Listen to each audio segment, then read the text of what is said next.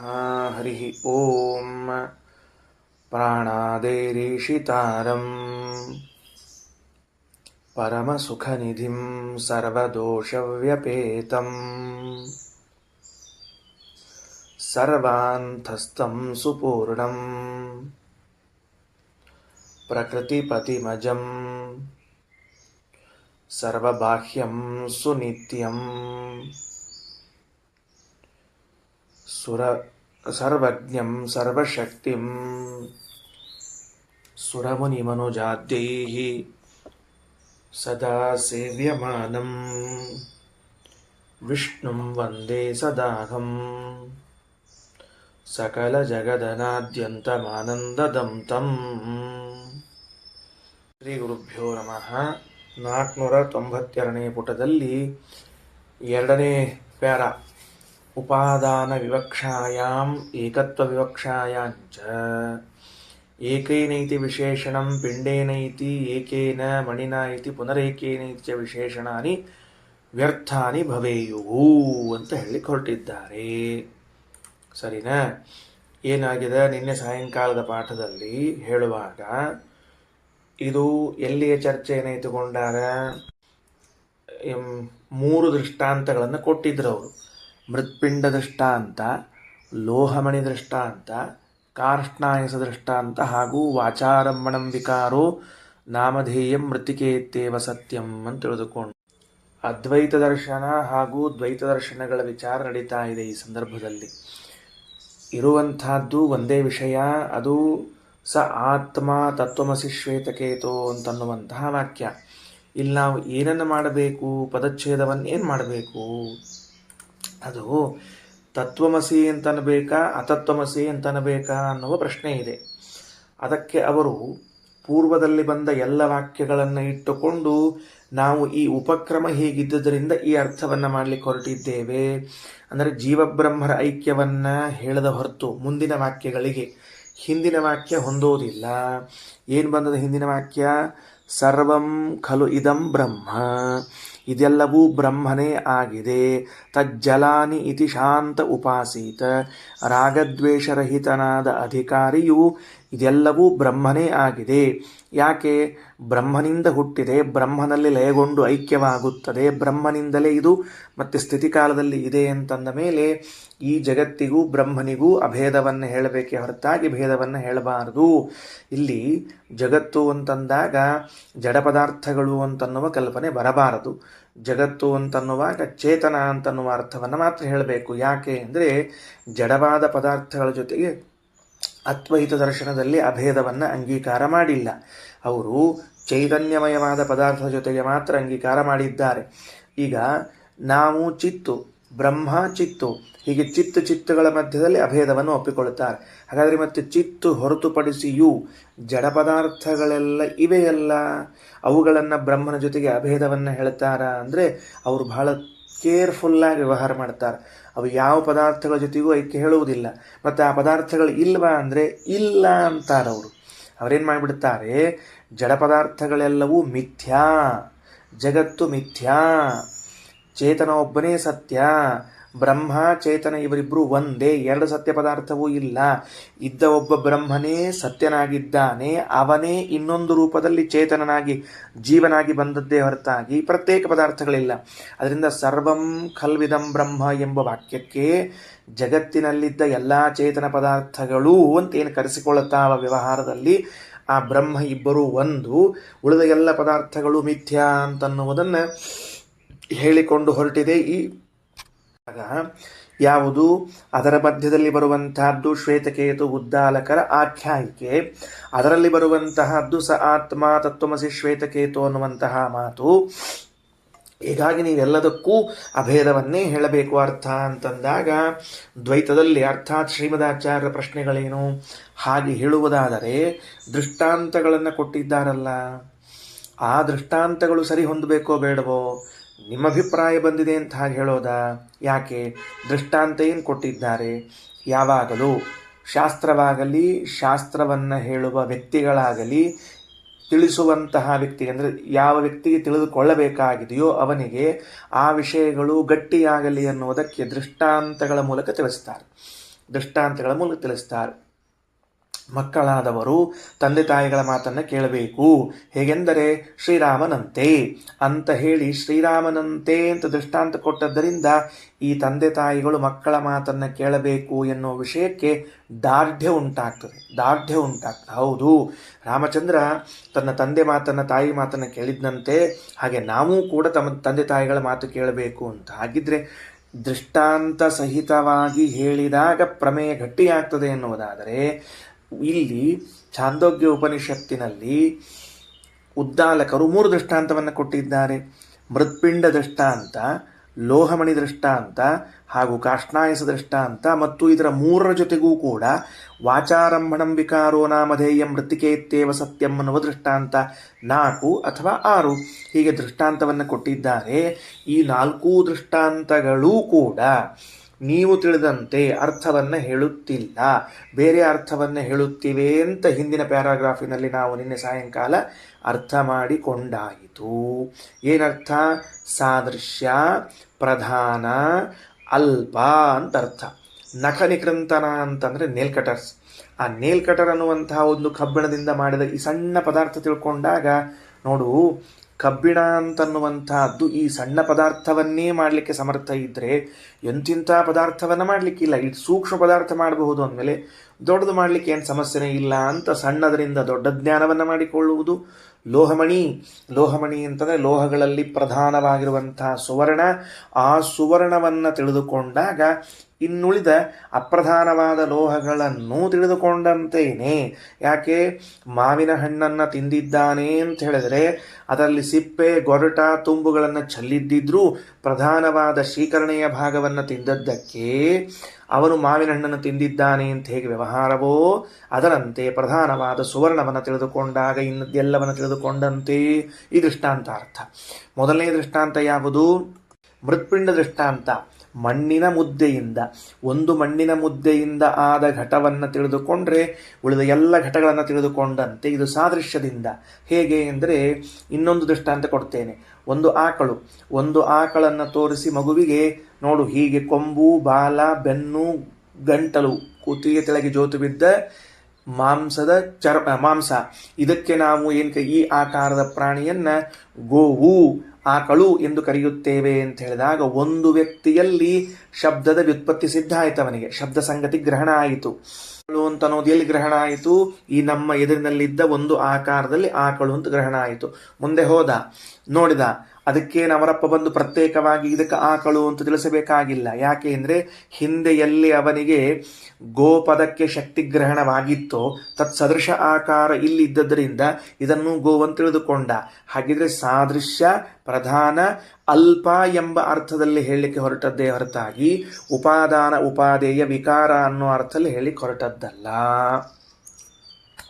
ಹೌದು, ಸಾದೃಶ್ಯಾರ್ಥವನ್ನು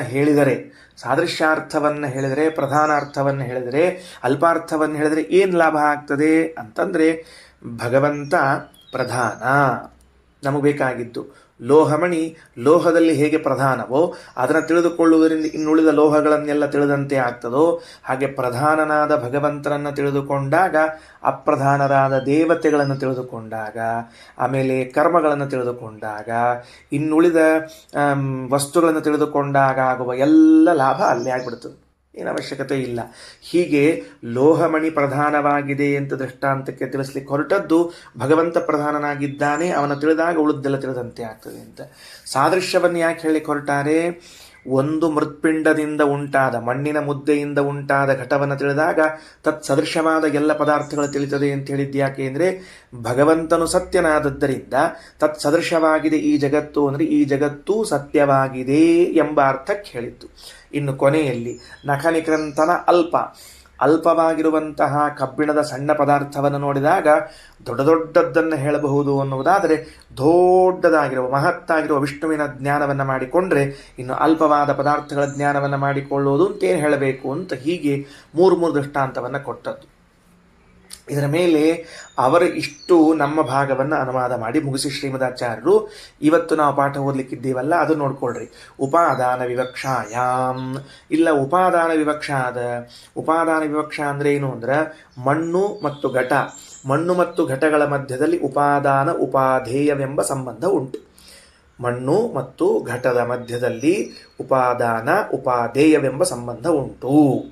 ಇದನ್ನು ಯಾಕೆ ಹೇಳಬೇಕು ಅಂತ ಅವರ ಅಭಿಪ್ರಾಯದ ಅಂತಂದರೆ, ಉಪಾದಾನ ಉಪಾದೇಯ ಸಂಬಂಧವನ್ನು ಹೇಳಿದ್ರೆ ಏಕತ್ವವನ್ನು ಹೇಳಿಕ್ಕೆ ಬರ್ತದೆ, ಒಂದೇ ಅಂತ ಹೇಳಿಕ್ಕೆ ಬರ್ತದೆ.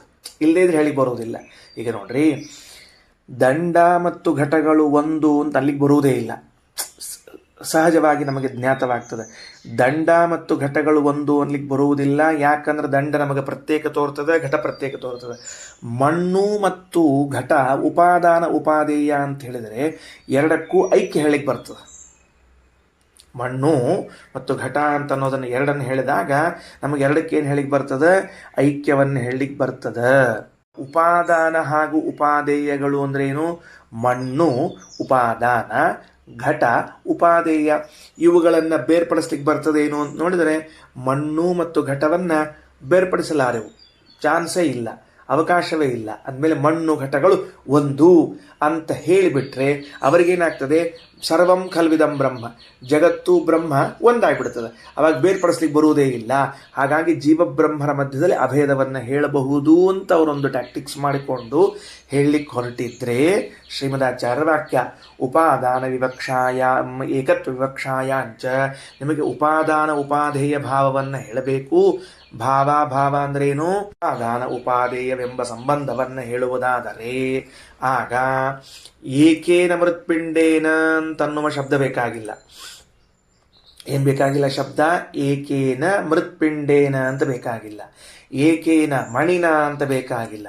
ಪುನಃ ಏಕೇನ ಕಾರ್ಷ್ಣಾಯಸ ಅಂತನ್ನುವಲ್ಲಿ ಏಕೇನ ಬೇಕಾಗಿಲ್ಲ. ದೃಷ್ಟಾಂತ ಕೊಡುವಾಗ ಹೆಂಗೆ ಕೊಟ್ಟಾರ? ಏಕೇನ ಮೃತ್ಪಿಂಡೇನ ದೃಷ್ಟಾಂತ ಕೊಟ್ಟಾರ, ಬೇಕಾಗಿಲ್ಲ. ಶ್ರೀಮದಾಚಾರ್ಯ ಅಂತಾರ ಏಕೇನ ಮೃತ್ಪಿಂಡೇನ ಅಂತ ಯಾಕೆ ದೃಷ್ಟಾಂತ ಕೊಟ್ಟಾರ?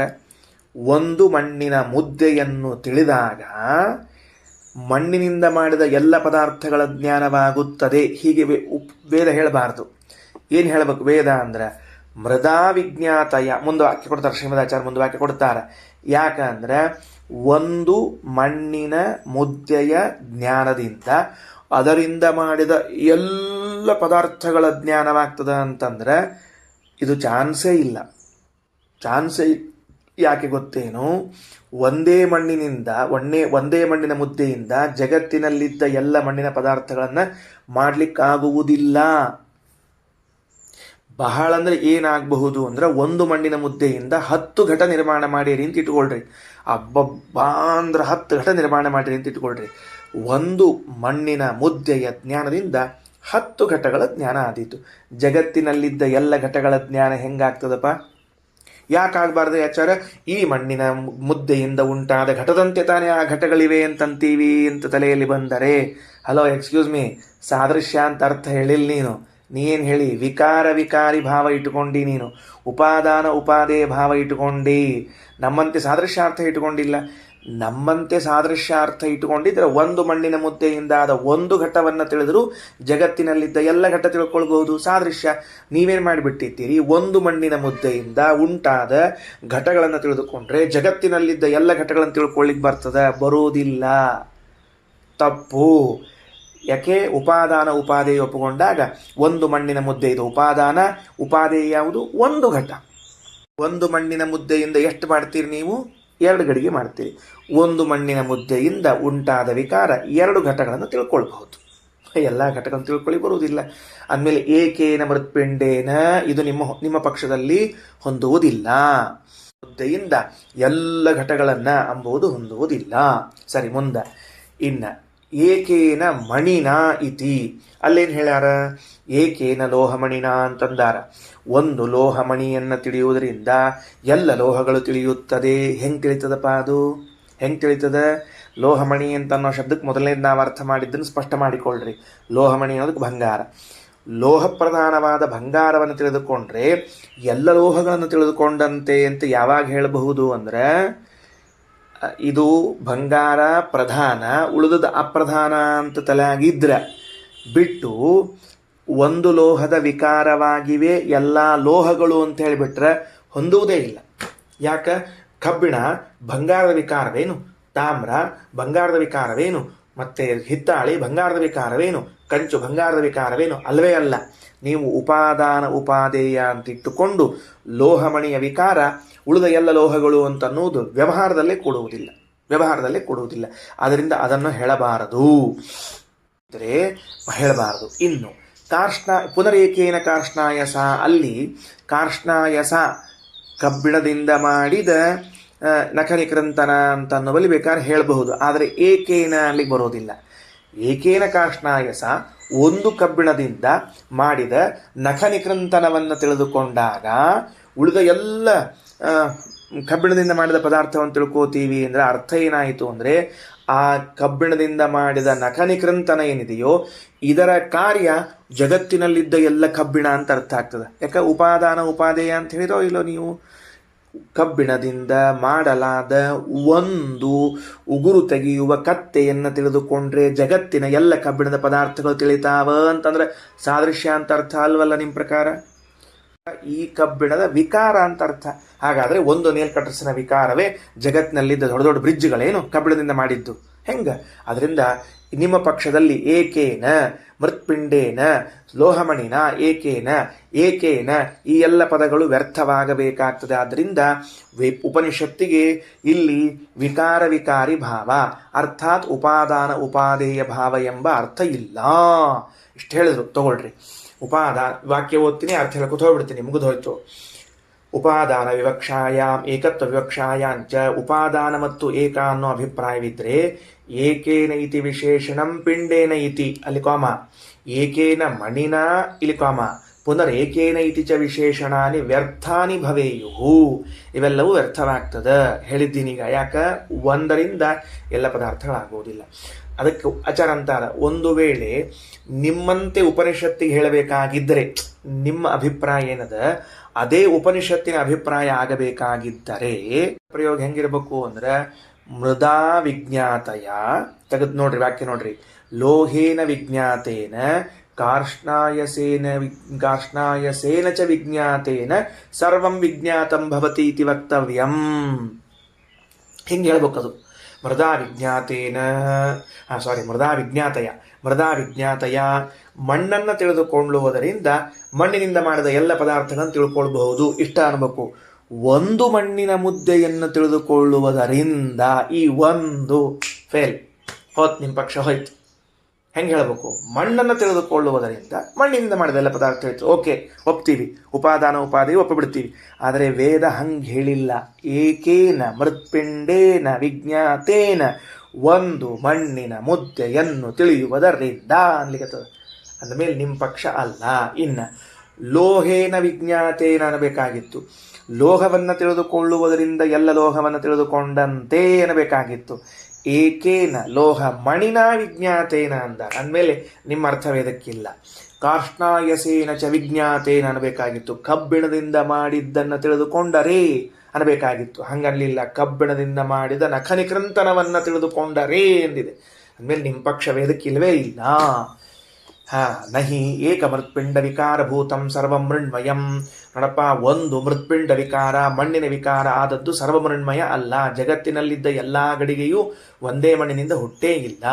ನಚತೇನ ಐಕ್ಯಂ ಸರ್ವಸ್ಯ ವಿದ್ಯತೆ. ಹೋಗ್ಲಿ ಬಿಡು, ಒಂದು ಮಣ್ಣಿನ ಮುದ್ದೆಯಿಂದ ಎಲ್ಲ ಘಟಗಳು ಹುಟ್ಟದೇ ಇದ್ರೂ ಹೋಗ್ಲಿ, ಆದ್ರೆ ಆ ಎಲ್ಲ ಘಟಗಳು ಈ ಮಣ್ಣಿನ ಮುದ್ದೆಯ ಜೊತೆಗೆ ಐಕ್ಯವನ್ನು ಹೊಂದುತ್ತಾವೇನು ಅಂದ್ರೆ ಅದು ಚಾನ್ಸ್ ಇಲ್ಲ.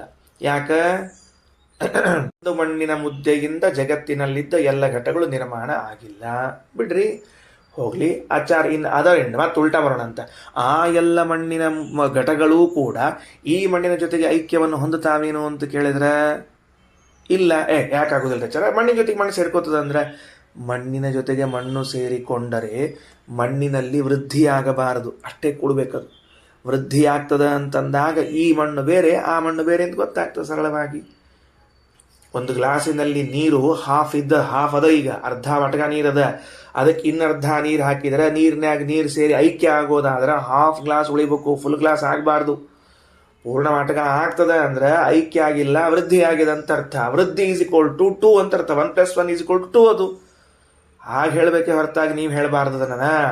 ಅದಕ್ಕೆ ನಚ ತೇನ ಏಕೀಭೂತಂ ನಚ ಏಕನಖ ನಿಕೃಂತನಂ ಕಾರ್ಯಂ ಸರ್ವಂ ಕಾರ್ಷ್ಣಾಯಸಂ.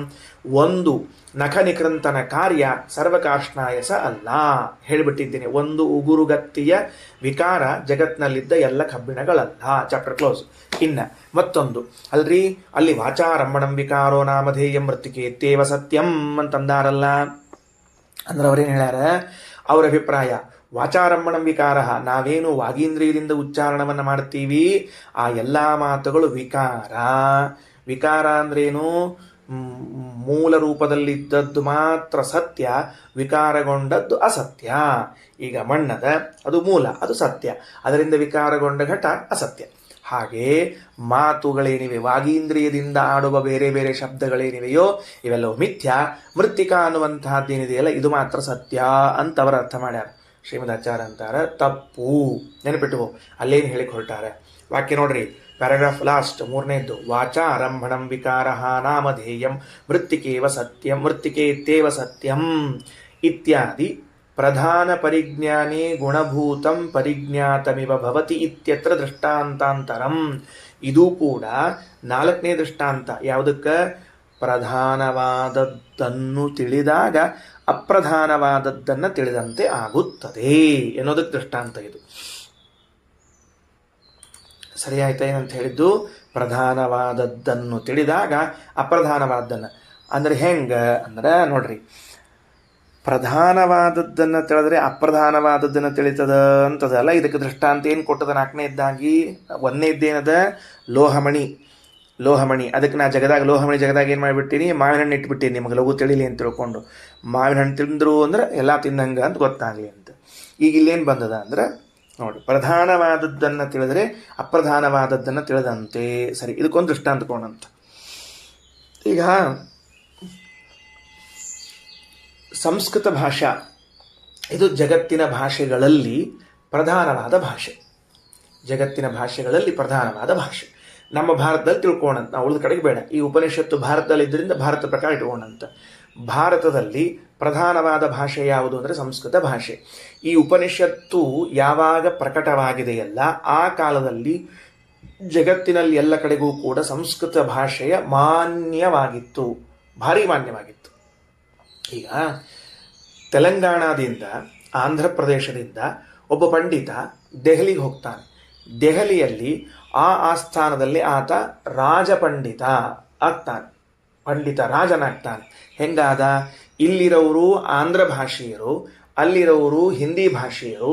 ಹೆಂಗೆ ಸಂಬಂಧ ಆಯಿತು ಇವರಿಬ್ಬರಿಗೆ? ಅವನಿಗೆ ರಾಜಸ್ಥಾನ ಪಂಡಿತ ಹೆಂಗೆ ಕೊಟ್ಟರು ಅಂದ್ರೆ ಸಂಸ್ಕೃತ ಭಾಷೆ. ಸಂಸ್ಕೃತ ಭಾಷೆ. ಈ ಸಂಸ್ಕೃತ ಭಾಷೆ ನೀತ ಕಲ್ತದ್ದಕ್ಕಾಗಿ ಕಾಶ್ಮೀರಕ್ಕೆ ಹೋದ. ಕಾಶ್ಮೀರದಲ್ಲಿ ವಾದಿಗಳ ಜೊತೆಗೆ ವಾಕ್ಯಾರ್ಥವನ್ನು ಮಾಡಿ ಪಂಡಿತ ಅಂತ ಬಿರುದು ಬಾವಲಿಗನ್ನು ತೊಗೊಂಡು ಬಂದ. ಹೆಂಗೆ ತೊಗೊಂಡು ಬಂದ ಅವನು? ಅಲ್ಲಿ ಕಾಶ್ಮೀರಿ ಭಾಷೆ ಮಾತಾಡಿ ಇಲ್ಲಿ ತೆಲುಗು ಭಾಷೆ ಮಾತಾಡಿದ್ನ ಅಲ್ವಲ್ಲ, ಸಂಸ್ಕೃತ ಭಾಷೆ ಮಾತಾಡಿದ. ಹಾಗಾದರೆ ರಾಷ್ಟ್ರೀಯ ಭಾಷೆ ಅಂತಾಗಿದ್ದ ಕಾಲದಲ್ಲಿ ಸಂಸ್ಕೃತವನ್ನು ಕಲಿತಾಗ ಇನ್ನುಳಿದ ಎಲ್ಲ ಭಾಷೆಗಳನ್ನು ಕಲಿತಾಗ ಸಿಗಬೇಕಾದ ಮಾನ ಮರ್ಯಾದೆಗಳು ಸಿಗ್ತಿತ್ತು, ಹಾಗೆ ಆಗ್ತಿತ್ತು. ಈಗ ಸ್ಥಳೀಯ ಪಂಡಿತರಿದ್ದಾರೆ, ಎಲ್ಲಿ? ಕಾಶ್ಮೀರದಲ್ಲಿ ಸ್ಥಳೀಯ ಪಂಡಿತರಿದ್ದಾರೆ. ಅವರಿಗೆ ಗೌರವದನೋ ಇಲ್ಲೋ? ಅದ ಯಾಕಂದ್ರೆ ಅವರು ಕಾಶ್ಮೀರಿ ಭಾಷೆ ಮಾತಾಡ್ತಾರೆ. ಆದರೆ ಇಲ್ಲಿಂದ ಸಂಸ್ಕೃತ ಓದಿಕೊಂಡು ಹೋದ ಪಂಡಿತ ಅವರ ಜೊತೆಗೆ ವಾಕ್ಯಾರ್ಥ ಮಾಡಿ ಗೆದ್ದ. ಅವನಿಗೆ ಕಾಶ್ಮೀರಿ ಭಾಷೆ ಬರುವುದಿಲ್ಲ, ಅದಕ್ಕೆ ನಾವು ಗೌರವ ಕೊಡುವುದಿಲ್ಲ ಅಂತಾರ. ಈ ಪಂಡಿತರಿಗೇನು ಗೌರವ ಕೊಡ್ತಾರೋ ಅದು ಗೌರವ ಸಿಕ್ತೋ ಇಲ್ಲೋ ಅವನಿಗೆ? ಹಾಗಿದ್ದರೆ ಸಂಸ್ಕೃತ ಭಾಷೆ ಇದು ಪ್ರಧಾನವಾದ ಭಾಷೆ. ಇದನ್ನು ಅರ್ಥೈಸಿಕೊಂಡವನಿಗೆ ಇನ್ನುಳಿದ ಭಾಷೆಗಳನ್ನೆಲ್ಲ ಅರ್ಥೈಸಿಕೊಂಡಾಗ ಸಿಗುವ ಮಾನ ಮರ್ಯಾದೆಗಳು ಸಿಗುತ್ತದೆ. ಅದರ ಅರ್ಥ ಪ್ರಧಾನವಾದದ್ದನ್ನು ತಿಳಿದುಕೊಂಡಾಗ ಅಪ್ರಧಾನವಾದದ್ದನ್ನೆಲ್ಲ ತಿಳಿದಂತಾಯಿತು. ವಾಚಾರಂಭಣಂ ವಿಕಾರೋ ನಾಮಧೇಯ ಮೃತ್ತಿಕೇತ್ಯೇವ ಸತ್ಯಂ ಅಂತನ್ನುವಲ್ಲಿ ವಾಚಾರಂಭಣಂ ವಿಕಾರ, ವಾಗೀಂದ್ರಿಯದಿಂದ ಆಯಾ ಪ್ರದೇಶಗಳಲ್ಲಿ ಉಚ್ಚಾರಣೆ ಮಾಡುವಂತಹ ಶಬ್ದಗಳು ವಿಕಾರ. ಅನಿತ್ಯ, ಮಾಟಿ ಅಂತ ಶಬ್ದ ಉಚ್ಚಾರಣೆ ಮಾಡ್ತಾನೆ, ಮಾಟಿ ಅಂತ ಉಚ್ಚಾರಣೆ ಮಾಡ್ತಾನೆ. ಮಣ್ಣು ಅಂತ ಉಚ್ಚಾರಣೆ ಮಾಡ್ತಾನೆ. ಕರ್ನಾಟಕದಲ್ಲಿ ಮಣ್ಣು, ಬೇರೆ ಕಡೆಗೆ ಮಾಟಿ ಅಂತಾನೆ. ಸಂಸ್ಕೃತದಲ್ಲಿ ಮೃತ್ತಿಕಾ ಅಂತಾನೆ. ಈ ಮೃತ್ತಿಕಾ ಅಂತನ್ನುವ ಶಬ್ದ ಇದು ವೇದೋಕ್ತವಾದ ಶಬ್ದವಾದ್ದರಿಂದ ವೇದ ಅಪೌರುಷೇಯ ನಿತ್ಯವಾದದ್ರಿಂದ ಮೃತ್ತಿಕಾ ಅಂತನ್ನುವ ಶಬ್ದವೂ ಕೂಡ ಶಾಶ್ವತ ನಿತ್ಯ. ಸಂಸ್ಕೃತ ಭಾಷೆಯಲ್ಲಿದ್ದ ಶಬ್ದಗಳು ಶಾಶ್ವತ ನಿತ್ಯ. ಆದರೆ ಮಾಟಿ, ಮಣ್ಣು, ಮರ್ದು ಇವೆಲ್ಲ ಶಬ್ದಗಳೇನಾಗಿವೆ ಅಂತ ಕೇಳಿದರೆ ಅನಿತ್ಯವು. ಅಂದಮೇಲೆ ನಿತ್ಯವಾದ ಅಪೌರುಷೇಯವಾದ ವೇದೋಕ್ತವಾದ ಸಂಸ್ಕೃತ ಭಾಷೆಯಲ್ಲಿ ಬಂದ ಮೃತ್ತಿಕಾ ಅಂತ ಅನ್ನೋ ಶಬ್ದವನ್ನು ತಿಳಿದುಕೊಂಡಾಗ ಇನ್ನುಳಿದ ಎಲ್ಲ ಶಬ್ದಗಳನ್ನು ತಿಳಿದುಕೊಂಡಂತೆ ಹೆಂಗೋ ಹಾಗೆ ಪ್ರಧಾನನಾದ ಪರಮಾತ್ಮನೊಬ್ಬನನ್ನು ತಿಳಿದಾಗ ಇನ್ನು ದೇವತೆಗಳನ್ನು, ಋಷಿಗಳನ್ನು, ಗಂಧರ್ವರನ್ನು ಎಲ್ಲರನ್ನು ತಿಳಿದಂತೆ ಆಯಿತು. ನೋಡಪ್ಪ ಪರಮಾತ್ಮನಲ್ಲಿ ಇಷ್ಟು ಸಾಮರ್ಥ್ಯ ಅದ ಅಂತಂದ ಮೇಲೆ ಅವನು ಸೃಷ್ಟಿ ಮಾಡಿದ ಈ ಜಗತ್ತಿನಲ್ಲಿ ಒಬ್ಬೊಬ್ಬರಲ್ಲಿ ಎಷ್ಟೆಷ್ಟು ಸಾಮರ್ಥ್ಯ ಇಟ್ಟಿರ್ಲಿಕ್ಕೆಲ್ಲ ನೋಡ್ಕೊಳ್ರಿ ಅಂತ ಹೀಗೆ ಹೇಳಬಹುದು. ಅದಕ್ಕೆ ಕೆಳಗಡೆಗೆ ವಾಕ್ಯ ನೋಡ್ಕೊಂಡ್ಬಿಡ್ರಿ. ವಾಚಾರಂಭಣಂ ವಿಕಾರೋ ನಾಮಧೇಯಂ ಮೃತ್ತಿಕೇತ್ತೇವ ಸತ್ಯಂ ಇತ್ಯಾದಿ. ಪ್ರಧಾನ ಪರಿಜ್ಞಾನೇ, ಪ್ರಧಾನವಾದದನ್ನು ತಿಳಿದಾಗ ಗುಣಭೂತಂ ಪರಿಜ್ಞಾತಮಿವ. ಗುಣಭೂತ ಅಂದರೆ ಗೌಣ, ಅಪ್ರಧಾನ, ಅದು ಪರಿಜ್ಞಾತವಾದಂತೆ ಭವತಿ ಇತ್ಯತ್ರ ದೃಷ್ಟಾಂತಾಂತರಂ. ಈ ವಿಷಯದಲ್ಲಿ ಇನ್ನೊಂದು ದೃಷ್ಟಾಂತ ಕೊಟ್ಟಿದ್ದಾರೆ. ವಾಚಾ ನಾಂ ಆರಂಭಣಂ ವಿಕಾರ ವಿವಿಧತ್ವೇನ ಕರ್ತುಂ ಯೋಗ್ಯಮಿತಿ ವಿಕಾರ. ವಾಗೀಂದ್ರಿಯದಿಂದ ಉಚ್ಚರಿಸಲ್ಪಡುವಂತಹ ಶಬ್ದಗಳು ವಿಕಾರ ಅಂದರೆ ವಿವಿಧತ್ವೇನ ಕರ್ತುಂ ಯೋಗ್ಯ. ಕನ್ನಡದಲ್ಲಿ, ತಮಿಳಿನಲ್ಲಿ, ಮರಾಠಿಯಲ್ಲಿ, ಹಿಂದಿಯಲ್ಲಿ, ಉರ್ದುವಿನಲ್ಲಿ ಕರೀಲಿಕ್ಕೆ ಬರ್ತದ. ಸತ್ಯಂ ಸರ್ವದಾ ವಿದ್ಯಮಾನಂ ನಾಮಧೇಯ ಮೃತ್ತಿಕೇತ್ತೇವ. ಸದಾ ಇರುವಂತಹ ನಾಮ ಯಾವುದು? ಮೃತ್ತಿಕಾ ಅನ್ನುವಂತಹದ್ದು. ಸಂಕೇತ ರೂಪೇಣ ನಾನಾ ವಿಧಾನಿ ನಾಮಾನಿ ಕರ್ತುಂ ಶಕ್ಯಂತೆ. ಸಾಂಕೇತಿಕವಾಗಿ ಒಂದೊಂದು ನಾಮಗಳನ್ನು ಇಟ್ಟುಕೊಳ್ಳಬಹುದು.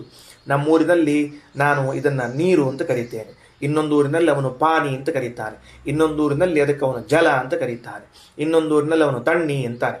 ಬೇರೆ ಬೇರೆ ಶಬ್ದಗಳಲ್ಲಿ ಕರೀಬಹುದು, ಅದಕ್ಕೇನು ಬಾಧಕ ಇಲ್ಲ. ಅವು ಸಾಂಕೇತಿಕ, ಅವು ವಿಕಾರ. ತಥಾಪಿ ಮುಂದೆ 93ನೇ ಪುಟದಲ್ಲಿ ಶಾಸ್ತ್ರ ಪ್ರಯೋಗ ಸಿದ್ಧ ಮೃತ್ತಿಕಾದಿನಾಮ ಪರಿಜ್ಞಾನಾತ್. ಶಾಸ್ತ್ರ ಪ್ರಯೋಗದಲ್ಲಿ ಸಿದ್ಧವಾದ ಮೃತ್ತಿಕಾ ಮೊದಲಾದ ನಾಮಗಳನ್ನು ತಿಳಿದಾಗ ತತ್ತನ್ನಾಮವಿದ್ಭವತಿ, ಅವನು ಎಲ್ಲ ನಾಮಗಳನ್ನು ತಿಳಿದಂತಾಯಿತು. ತತ್ತನ್ನಾಮವಿತ್, ಆ ಎಲ್ಲ ನಾಮಗಳನ್ನು ತಿಳಿದಂತಾಯಿತು ಅಂದ್ಬಿಟ್ರು. ಭಾರಿ ಆಶ್ಚರ್ಯ ಅಲ್ಲ? ಅಂದಮೇಲೆ ಶಾಸ್ತ್ರ ಪ್ರಯೋಗದಿಂದ ಸಿದ್ಧವಾದ ಮೃತ್ತಿಕಾ ಮೊದಲಾದ ನಾಮಗಳನ್ನು ತಿಳಿದರೆ ಆಯಾ ನಾಮಗಳನ್ನು ತಿಳಿದಂತೆ ಆಯಿತು. ಮುಗೀತು. ಕೊನೆಗೆ ಈ ದೃಷ್ಟಾಂತಗಳನ್ನು ಹೇಳಿದ್ದು ಎದಕ್ಕಪ್ಪ ಅಂದ್ರೆ, ಏವಂ ನಿತ್ಯ ಸಾಮ್ಯ ಅತಿಶಯ ನಿತ್ಯ ಅಸಾಮ್ಯ ಅತಿಶಯ ಸರ್ವಗುಣ ಪರಿಪೂರ್ಣ ಪರಮೇಶ್ವರ ಪರಿಜ್ಞಾನಾತ್ ಸರ್ವವಿದ್ ಭವತಿ. ಇದೇ ರೀತಿಯಾಗಿ ನಿತ್ಯದಲ್ಲೂ ಸಾಮ್ಯವಿಲ್ಲದೇ ಇರುವಂತಹ ಅಂದರೆ ಸಮರಹಿತನಾದ ಅತಿಶಯ ಉತ್ತಮನಾದ ಸರ್ವಗುಣ ಪರಿಪೂರ್ಣನಾದ ಪರಮಾತ್ಮನ ಜ್ಞಾನದಿಂದಾಗಿ ಎಲ್ಲವನ್ನು ತಿಳಿದಂತೆ ಆಯಿತು. ಈಗ ವೈದ್ಯರಿಗೆ ರೋಗಜ್ಞರು ಅಂತ ಕರೀತಾರೆ. ವೈದ್ಯರಿಗೇನು ಕರೀತಾರೆ? ರೋಗಜ್ಞ ಅಂತ ಕರೀತಾರೆ. ರೋಗಜ್ಞ ಅಂದರೆ ರೋಗವನ್ನು ಬಲ್ಲವರು ಅಂತ. ಹಂಗಾರೆ ಎಷ್ಟೆಷ್ಟು ರೋಗವ, ಏನೇನು ರೋಗವ ಎಲ್ಲ ತಿಳ್ಕೊಂಡಿರ್ತಾರೆ ಅವರು. ರೋಗದ ಮೂಲ ಯಾವುದು ಅಂತ ತಿಳಿದಿರ್ತಾರೆ ಅಷ್ಟೇ. ರೋಗದ ಮೂಲ ಯಾವುದು ಅಂತ ಹೇಳಿದ್ರೆ ರೋಗಜ್ಞರು, ರೋಗವನ್ನೆಲ್ಲ ಬಲ್ಲವರು ಅಂತ. ರೋಗಜ್ಞ ಅಂತ ಹೆಸರು. ಯಾಕೆ? ರೋಗದ ಮೂಲ ಯಾವುದು ಅಂತ ಗುರುತಿಸಿಬಿಟ್ರೆ ರೋಗವನ್ನು ಗುರುತಿಸಿದಂತೆ. ಹಾಗೆ ಈ ಜಗತ್ತಿನ ಮೂಲನಾದ ಪರಮಾತ್ಮನನ್ನು ಗುರುತಿಸಿಬಿಟ್ರೆ ಜಗತ್ತನ್ನು ಗುರುತಿಸಿದಂತೆ. ಮತ್ತೇನು ಪ್ರತ್ಯೇಕ ಬೇಕಾಗಿಲ್ಲ. ಬಗ್ಗೆ ಹೇಳುವಾಗ ಒಂದು ಮಾತಿದೆ. ವೈದ್ಯರ ಬಳಿ ಹೋದಾಗ ವೈದ್ಯರು ನಮಗೆ ಏನಾಗಿದೆ ಅಂತ ಕೇಳಬಾರದು. ತಪ್ಪು ಕ್ವಶ್ಚನ್ ಅದು. ನೀನು ಏನು ತಿಂದಿದ್ದೀಯಾ ಅಂತ ಕೇಳಬೇಕು. ನೀನು ಏನು ಉಂಡಿದ್ದೀಯಾ ಅಂತ ಕೇಳಬೇಕು. ನೀನು ನಿದ್ದೆ ಮಾಡಿದ್ದೀಯಾ ಅಂತ ಕೇಳಬೇಕು. ಏನು ಉಂಡಿ, ಏನು ತಿಂದಿ, ನಿದ್ದೆ ಮಾಡಿದ್ದೀಯಾ, ನಿನಗೆ ಸರಿಯಾಗ್ತಾ ಇದೆಯಾ ಅಂತ ಕೇಳಬೇಕಂತೆ. ಆಗ ಅದರ ಮೇಲಿನಿಂದ ಅವನು ರೋಗವನ್ನು ಗುರುತಿಸ್ಬೇಕಂತೆ. ಯಾಕೆ ಗೊತ್ತೇನು? ಏನು ತಿಂದಿ ಅಂತ ಕೇಳಿದ ಕೂಡಲೇ ಆತ ನಾನು ಇಂಥದ್ದನ್ನೆಲ್ಲ ತಿಂದಿದ್ದೇನೆ ಅಂತ ಹೇಳಿದ್ರೆ ಹಂಗಾರ ಅವನಿಗೆ ಅಜೀರ್ಣ ಮೂಲಕವಾಗಿ ದೋಷ ಬಂದಿಲ್ಲ, ಬೇರೆದಿಂದ ಬಂದದ ಅಂತ ಗುರುತಿಸ್ಬೇಕು. ಇಲ್ಲ ನಾನು ನಿನ್ನೆ ಊಟ ಸರಿ ಮಾಡಿಲ್ರಿ ಡಾಕ್ಟ್ರೇ ಅಂತಂದರೆ, ಮಗನೇ ನಿನಗೆ ಬೇರೆ ರೋಗ ಬಂದಿಲ್ಲ, ಅಜೀರ್ಣ ಆಗ್ಯದ, ಮೊದಲು ಉಪವಾಸ ಬೀಳು, ಸರಿ ಹೋಗಂತ ಹೇಳಿ ಕಳಿಸ್ಬೇಕು. ಹಿಂಗದ ವ್ಯವಸ್ಥೆ.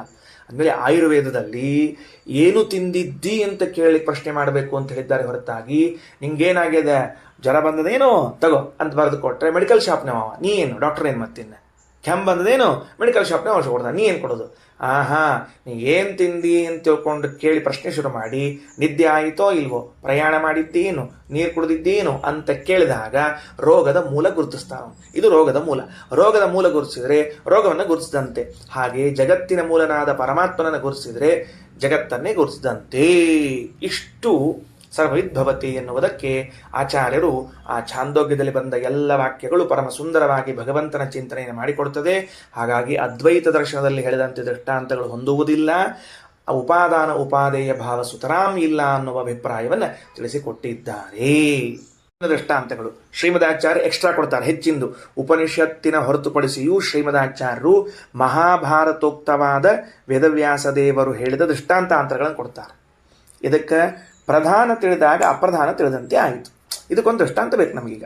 ಲೋಹಮಣಿಯನ್ನು ತಿಳಿದುಕೊಂಡಾಗ ಇನ್ನುಳಿದ ಲೋಹಗಳನ್ನು ತಿಳಿದುಕೊಂಡಂತಾಯಿತು ಅಂತಿರಲ್ಲ.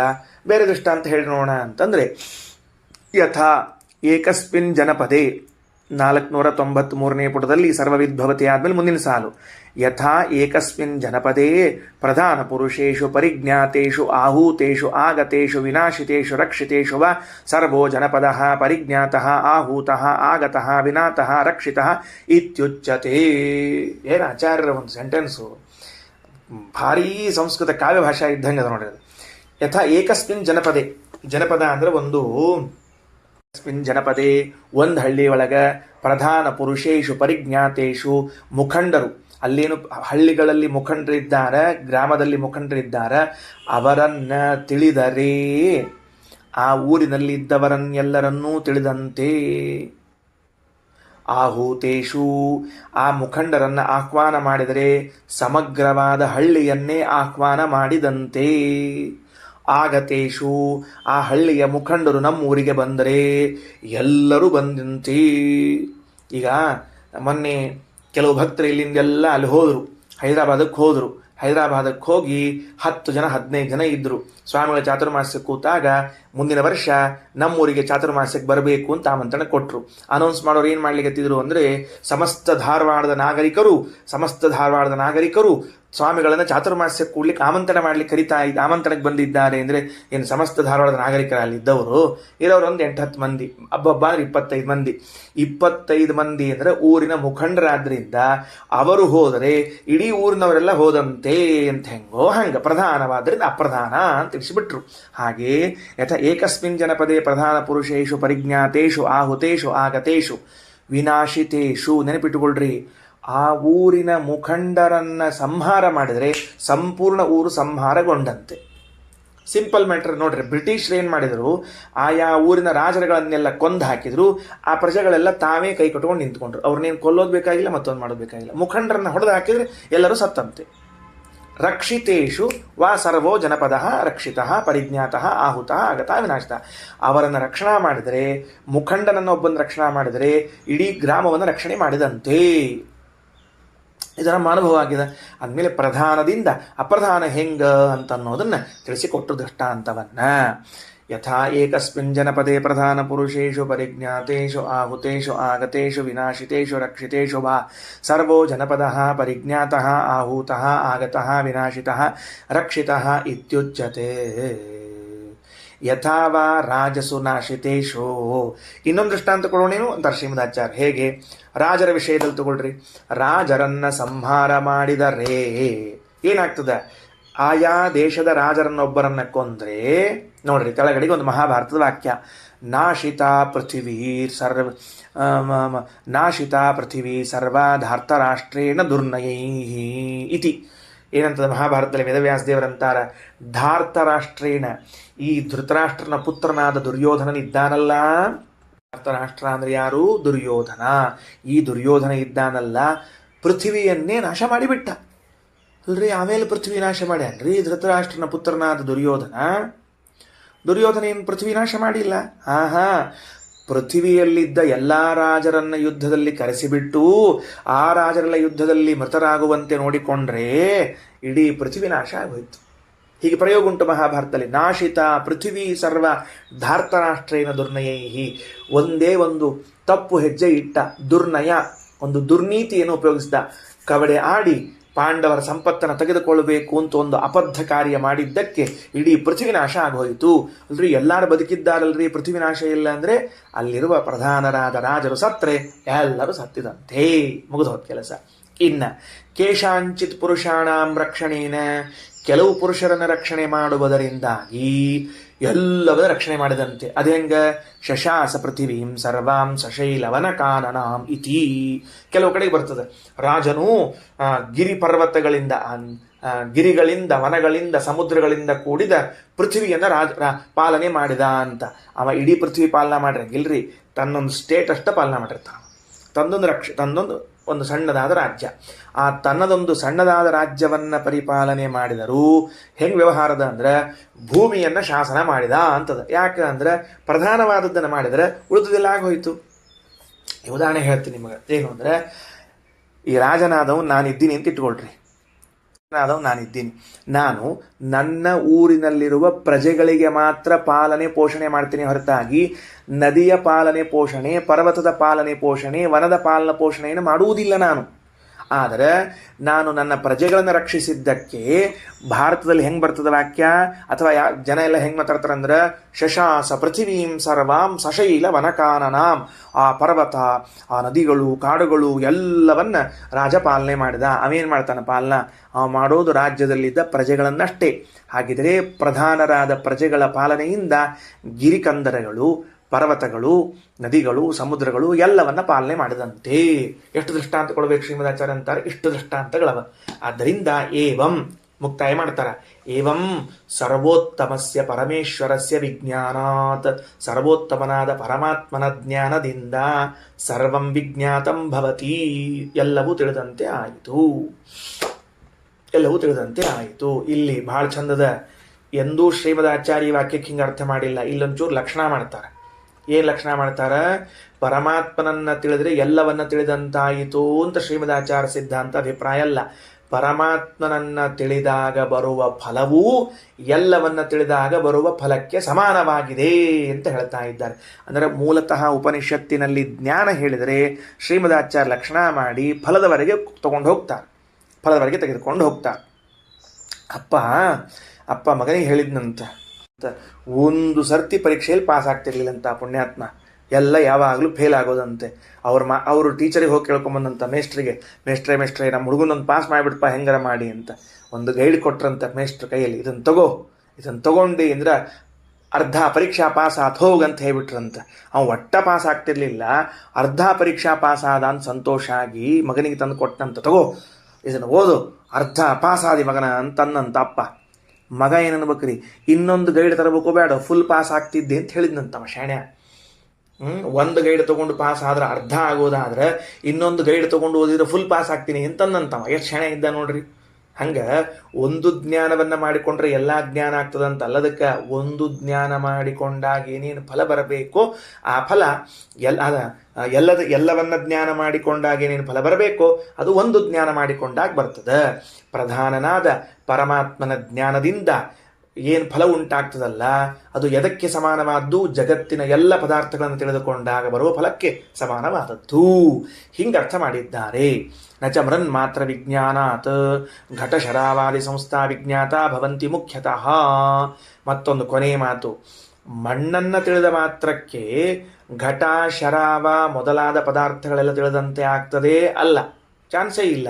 ಯಾಕೆ ಅಂದರೆ, ಒಂದು ವೇಳೆ ಮಣ್ಣು ತಿಳಿದ್ರೆ ಘಟ ಮೊದಲಾದವುಗಳು ತಿಳಿತಾವ ಅಂತ ಆದರೆ ನನಗೆ ಮಣ್ಣಿನ ಜ್ಞಾನ ಮಾತ್ರ ಅದ, ಹಂಗಾರೆ ನನಗೆ ಘಟ ಜ್ಞಾನ ಆಗಲಿ ನೋಡಂತ ಆಗುವುದಿಲ್ಲ. ನನಗೆ ಮಣ್ಣಿನ ಜ್ಞಾನದ ಜೊತೆಗೆ ಘಟದ ಜ್ಞಾನವೂ ಬೇಕು. ಬರೇ ಮಣ್ಣಿನ ಮುದ್ದೆ ತಿಳ್ಕೊಂಡ್ರೆ ಘಟ ಜ್ಞಾನ ಹೆಂಗಾಗ್ತದೆ ಅಂತ ಕೇಳ್ತಾರೆ ಶ್ರೀಮದಾಚಾರ್ಯ.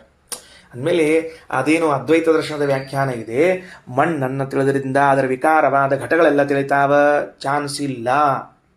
ಹಾಲು ತಿಳಿದ ಮಾತ್ರಕ್ಕೆ ಹಾಲಿನ ವಿಕಾರವಾದ ಪಾಯಸದ ಜ್ಞಾನವಾಯಿತು ಆಗುವುದಿಲ್ಲ.